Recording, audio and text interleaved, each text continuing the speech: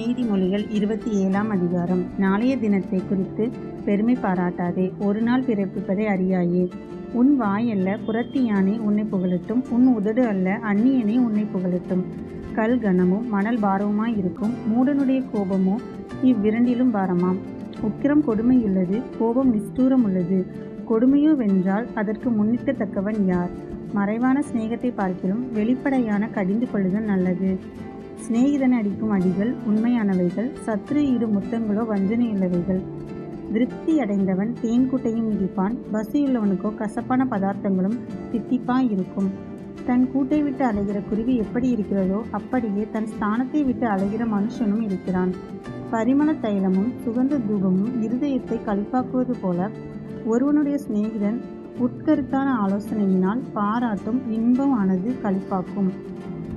உன் சிநேகிதனையும் உன் தகப்பனுடைய சிநேகிதனையும் விட்டுவிடாதே. உன் ஆபத்து காலத்தில் உன் சகோதரனுடைய வீட்டிற்கு போகாதே.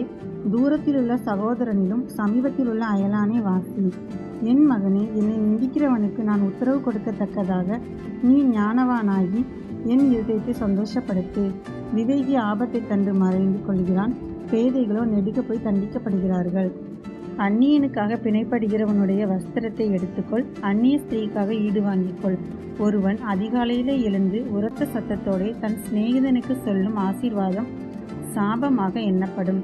அடைமலை நாளில் போயாத ஒழுக்கும் சண்டைக்காரியான ஸ்திரீயும் சரி. அவளை அடக்க பார்க்கிறவன் காற்றை அடக்கி தன் வலது கையினால் எண்ணெயை பிடிக்க பார்க்கிறான்.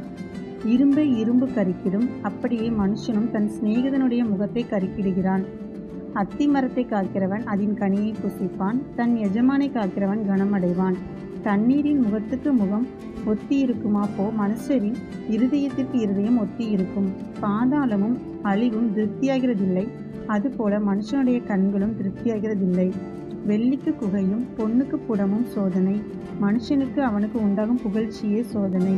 மூடனை உரலில் போட்டு உலக்கையினால் நொய்யோடே நொய்யாக கொத்தினாலும் அவனுடைய மூடத்தனம் அவனை விட்டு நீங்காது.